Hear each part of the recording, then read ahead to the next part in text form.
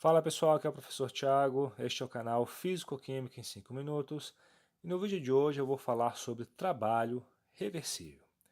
Então pessoal, é muito comum durante o estudo da termodinâmica a gente lidar com processos que são classificados como reversíveis, sendo o mais comum deles a expansão de um gás ideal. Outro processo bem comum também, que se estuda preferencialmente durante o estudo da segunda lei, são as trocas de calor reversíveis, ok? Quem já estudou a termodinâmica um pouco mais a fundo sabe que a reversibilidade é definida pela segunda lei da termodinâmica e pode ser resumida na seguinte expressão: ΔS do universo é maior ou igual a zero. Quando ΔS do universo é maior que zero, o processo é irreversível. Quando ΔS do universo é igual a zero, o processo é reversível. Entretanto, pessoal, a gente estuda trabalho reversível durante o estudo da primeira lei da termodinâmica, que vem antes da definição de entropia. Então a gente precisa dar uma definição ou entender essa reversibilidade sem precisar falar da entropia. E de fato, pessoal, a reversibilidade dos processos termodinâmicos pode ser definida em termos de equilíbrio térmico e mecânico do sistema. Então aqui eu vou botar uma definição de processo reversível que é bastante útil, que é a seguinte: processos reversíveis são processos que ocorrem em equilíbrio. Para ficar mais didático, a gente pode pensar em equilíbrio mecânico e térmico, ok? Então, no exemplo do trabalho de expansão, vai ser bem útil a ideia de um equilíbrio mecânico, como a gente vai ver agora, ok? Vamos imaginar um gás dentro de um cilindro com um pistão e uma massa sobre o pistão. Então aqui eu desenhei o gás em azul, o pistão em preto e a massa sobre o pistão em vermelho, ok? Vamos imaginar que o pistão está sendo segurado por duas presilhas e que a pressão do gás é o suficiente para empurrar o pistão com a massa para cima, ok? Nesse estado, o gás está em equilíbrio mecânico, ou seja, a pressão é a mesma em qualquer ponto do gás, ok? Se a gente remover a presilha e deixar o gás empurrar o pistão, o gás vai passar por um estágio de desequilíbrio de pressão, que eu representei aqui por um degradê. O que significa esse desequilíbrio de pressão? A pressão em diferentes pontos do gás será diferente, ok? Alguns livros descrevem isso como uma turbulência. No final do processo, o gás vai se expandir um pouquinho mais e vai de novo atingir um estado em que a pressão é igual em todos os pontos do gás. Entretanto, esse processo é classificado como irreversível porque ele passa por um estado de não equilíbrio mecânico, que é o estado intermediário. A pressão não é a mesma em todos os pontos do gás, ok? E por que a gente diz que é irreversível? Porque a gente não consegue, por meio da compressão, passar exatamente por esse mesmo estado intermediário. Se a gente for comprimir esse gás, os estados intermediários serão diferentes e igualmente de desequilíbrio, ok? Como é que a gente calcula o trabalho nesse caso, pessoal? Se a gente considera que o gás saiu de um volume V1 para um volume V2, que no gráfico a gente mostra pressão em função do volume, o trabalho vai ser igual à área do retângulo que está marcado ali em cinza, ok? Se a gente lembrar da fórmula do trabalho, a gente pode escrever que trabalho é igual a menos a integral da pressão, nesse caso aqui a pressão que se opõe ao movimento, dV, ok? A pressão que se opõe ao movimento aqui é igual a mg, sendo m a massa daquele bloco vermelho que eu desenhei e g é a aceleração da gravidade, a é a área do próprio pistão, ok?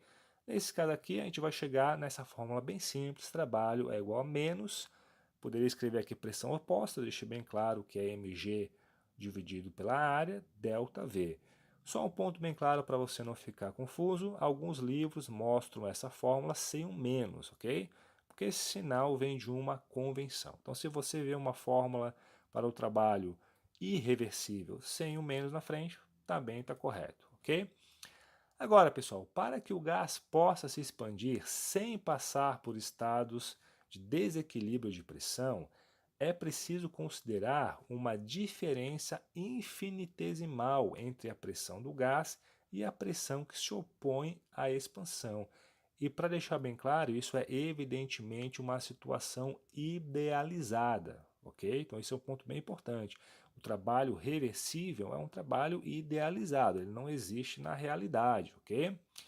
Adicionalmente, pessoal, é preciso considerar que o processo ocorre em infinitas etapas, ok? Então é algo totalmente idealizado, mas a gente vai ver adiante por que isso é útil, ok? Então agora no esquema semelhante, pessoal, ao invés de colocar uma massa ali comprida sobre o pistão, eu coloquei diversos bloquinhos para imaginar como se a gente tivesse diversas peças sobre o pistão e a gente vai tirando uma por vez devagarinho, de maneira que a diferença de pressão entre o gás e a pressão exercida pelas massas seja sempre infinitesimal, ok? Se a gente imagina isso, imagina que vai infinitamente tirando as pecinhas, a gente pode chegar no estado, como mostrado aqui, que eu tirei metade, um pouco mais da metade das pecinhas, e eu desenhei aqui o gás também sem um gradiente, num outro estado, ok? Então, se a gente considera que a diferença de pressão é infinitesimal, eu posso considerar que o gás consegue pular de um estado de equilíbrio de pressão para outro estado de equilíbrio de pressão, sem passar por nenhum estado de desequilíbrio. Então, no estado final, aqui a gente tem o gás se expandindo e em nenhum momento ele passou por uma situação de gradiente, ok? Então, nesse processo importante hipotético, o gás consegue pular de um estado em equilíbrio para outro estado em equilíbrio, sem experimentar desequilíbrio finito de pressão, ok? Então a gente imagina um processo em que cada etapa há uma diferença infinitesimal de pressão e o gás pula de um estado em equilíbrio para outro estado em equilíbrio. Esse processo ele é reversível, porque se a gente fizer a compressão, ou seja, o caminho inverso, a gente pode passar pelos mesmos estados. Se a gente vai comprimindo também, mantendo uma diferença infinitesimal de pressão, a gente consegue fazer a expansão e a compressão passar pelos mesmos estados iniciais. Então é um processo reversível, ok?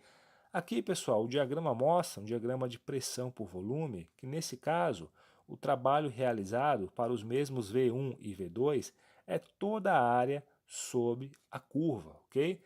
Se a gente pegar aqui a equação, a mesma equação que a gente viu no caso anterior, a gente pode, nesse caso, substituir a pressão que se opõe ao movimento pela pressão do próprio gás, porque elas são simplesmente infinitesimalmente diferentes. Fazendo isso e aplicando a equação PV igual a nRT, a gente pode escrever a equação mostrada, que chega na equação destacada na caixa vermelha, que é a equação que nos dá o trabalho reversível nesse caso, ok, pessoal? Só para a gente concluir, é importante mencionar que, apesar de ser um processo hipotético, a expansão reversível é muito útil do ponto de vista teórico, porque ela define o trabalho máximo de expansão. Então, quando um gás se expande de um volume 1 a um volume 2, o máximo de trabalho que ele pode realizar é o trabalho reversível, ok? Como está colocado ali. Ou seja, em qualquer processo real, o trabalho produzido por um gás, quando este se expande de V1 até V2, será menor que o trabalho reversível para o mesmo V1 e V2. E também, pessoal, como esse processo que a gente analisou se dá numa temperatura constante, porque a gente está analisando uma isoterma, né? Ele é chamado de uma expansão isotérmica reversível, ok? Se você gostou desse vídeo, dê um like, se inscreva no canal, fique ligado nas novidades. Se tiver alguma dúvida, pessoal, deixe nos comentários e siga-nos nas redes sociais. Valeu, pessoal!